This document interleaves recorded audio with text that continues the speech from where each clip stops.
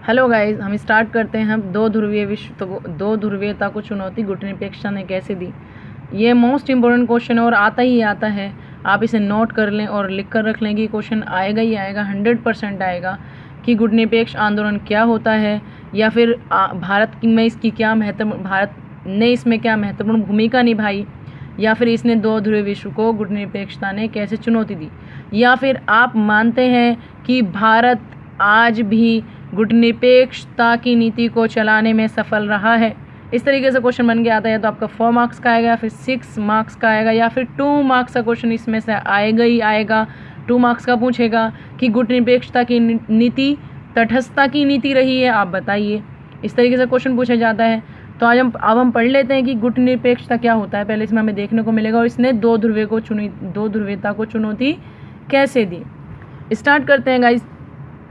Okay, हम देख चुके हैं कि किस तरह शीत युद्ध की वजह से विश्व क्या है, दो कॉम्पिटिटिव ग्रुप्स में बढ़ गया था, डिवाइड हो गया था।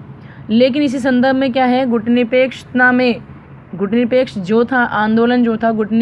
ने एशिया, अफ्रीका, लैटिन अमेरिका के नव स्वतंत्र देशों को एक तीसरा विकल्प दिया। यानी इनके अब क्या था, जो गुट थे पहले, जो दो ध्रुवीय विश्व में बढ़ चुका था विश्व, तो किसी भी देश के पास दो विकल्प के अलावा कोई भी विकल्प नहीं था।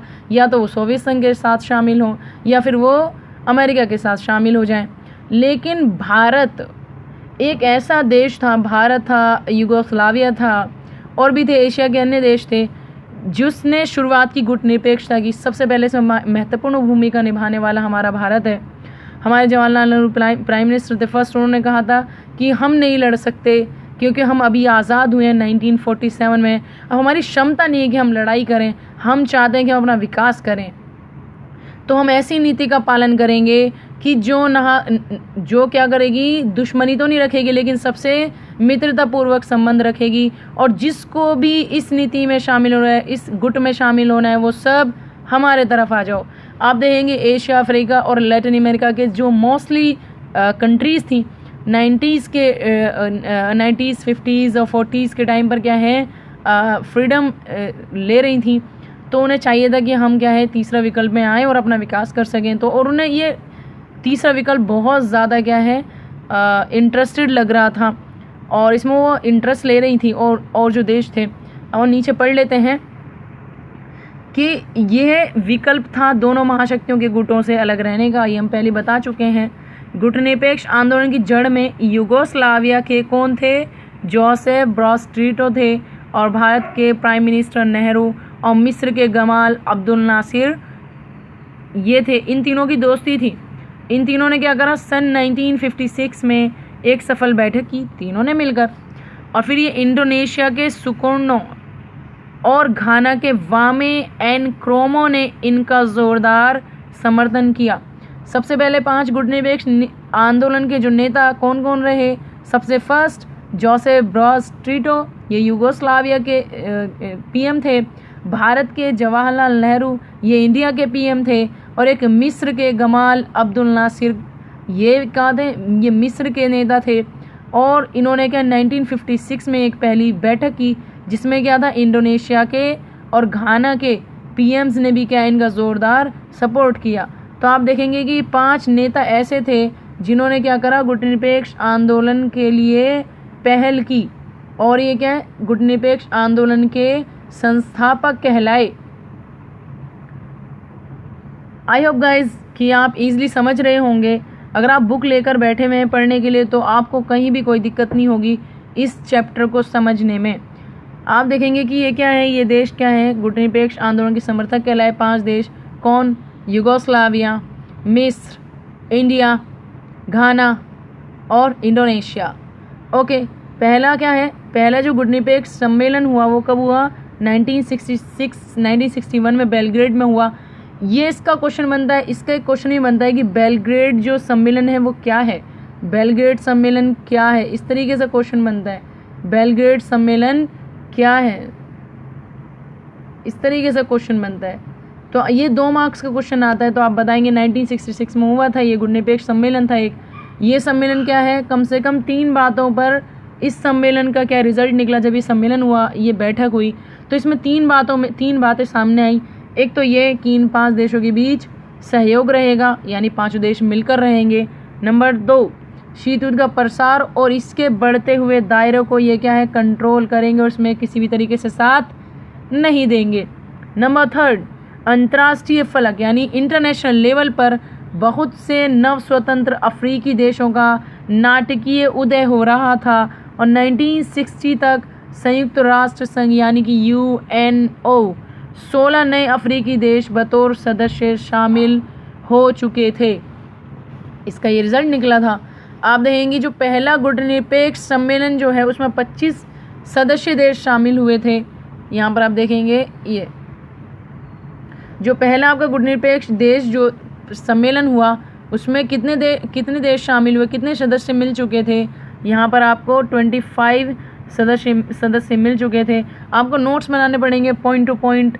पहला क्या है, सम्मेलन हुआ, फिर दूसरा इसका रिजल्ट निकला, फिर तीसरा क्या हुआ, इसमें क्या है 25 देश शुरू में शामिल हुए और समय गुजरने के साथ साथ गुटनिरपेक्ष आंदोलन की सदस्य संख्या भी बढ़ती चली गई और 2019 में अज़रबैजान में हुए 18वें सम्मेलन में इसमें अब कितने देश हैं, 120 देश और 17 पर्यवेक्षक देश शामिल हैं। आप देखेंगे कि जैसे जैसे गुटनिरपेक्ष आंदोलन एक लोकप्रिय और अंतर्राष्ट्रीय यानी कि गुटनिरपेक्ष आंदोलन को जब पसंद किया जाने लगा और ये इंटरनेशनल लेवल पर काम करने लगा तो इसकी भूमिका क्या है और भी ज़्यादा इम्पोर्टेंट हो जाती है। अब हम पढ़ते हैं कि जैसे जैसे गुटनिरपेक्ष आंदोलन का लोकप्रिय अंतर्राष्ट्रीय आंदोलन के रूप में बढ़ता गया वैसे वैसे इसमें विभिन्न राजनीतिक प्रणालियाँ और अलग अलग हितों के देश भी शामिल होते चले गए। तो इससे गुटनिरपेक्ष आंदोलन के मूल स्वरूप में बदलाव तो आया, क्योंकि अब जब बढ़ने लगा था और भी विचारधाराएं गुटनिरपेक्ष आंदोलन में शामिल होने लगी थी, तो इसी का कारण था कि गुटनिरपेक्ष आंदोलन की सटीक परिभाषा कर पाना मुश्किल है कि वाकई में ये आंदोलन था क्या। लेकिन वास्तव में अगर हम देखें सही में तो ये एक आंदोलन, ये आंदोलन क्या है, दरअसल ये आंदोलन क्या नहीं है, ये बताकर इसकी परिभाषा करना ज़्यादा सरल नहीं होगा। बस सिंपल सी इसकी परिभाषा ये है कि ये गुटनिरपेक्ष आंदोलन का देख लें, अर्थ ये निकलता है कि ये महाशक्तियों के गुटों में शामिल ना होने का आंदोलन था। ये इसका क्या है, आंसर है। आपको सिर्फ इतनी बात समझनी है, आपको ये नहीं समझना कि ये क्या था क्या नहीं, बस आपको इतना ध्यान रखना है कि ये किसी भी गुट में शामिल ना होने वाला एक आंदोलन था। आप देखेंगे कि महाशक्तियों के गुटों से अलग रहने की इस नीति का मतलब ये नहीं है कि इस आंदोलन से जुड़े देश अपने को अंतर्राष्ट्रीय यानी इंटरनेशनल मामलों से अलग थलग रख लेंगे या तटस्थता का पालन करते हैं, बल्कि गुटनिरपेक्षता का अर्थ मतलब तो ये बनता है कि जो ये देश जो थे, ये जो देश थे, जो अल्पविकसित देश थे अभी, इसका मतलब अलगाववाद, पृथकवाद या फिर तटस्थता की नीति नहीं है। जैसे कि आप देख रहे हैं यहाँ पर क्वेश्चन आता है आपका कि बताइए ये क्या ये सही है कि गुटनिरपेक्ष आंदोलन एक तटस्थता की नीति है, तो आप बताएंगे नहीं नहीं, ये तटस्थता या पृथकतावाद की नीति नहीं है, बल्कि पृथकतावाद का अर्थ क्या होता है, बिल्कुल अपने आप को अंतर्राष्ट्रीय मामलों से काट करके रखना। लेकिन गुटनिरपेक्ष आंदोलन ये नहीं था।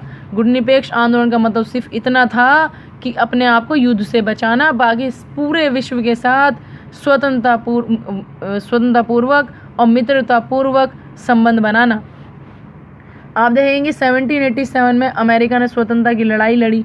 आपको शायद ना पता हो, लेकिन आप देखेंगे कि अमेरिका ब्रिटेन के अधीन रहा था, यानी अमेरिका पर भी क्या है, कब्ज़ा हुआ, अमेरिका भी गुलाम रहा। लेकिन ये काफ़ी टाइम पहले, आज हमसे तो काफ़ी टाइम पहले, यानी कि 1787 में अमेरिका ने अपनी स्वतंत्रता की लड़ाई लड़ ली थी। इसके बाद से पहले विश्व युद्ध की शुरुआत तक अमेरिका ने अपने को अंतर्राष्ट्रीय मामलों से अलग रखा, बल्कि अमेरिका ने तटस्थता की नीति को अपनाया।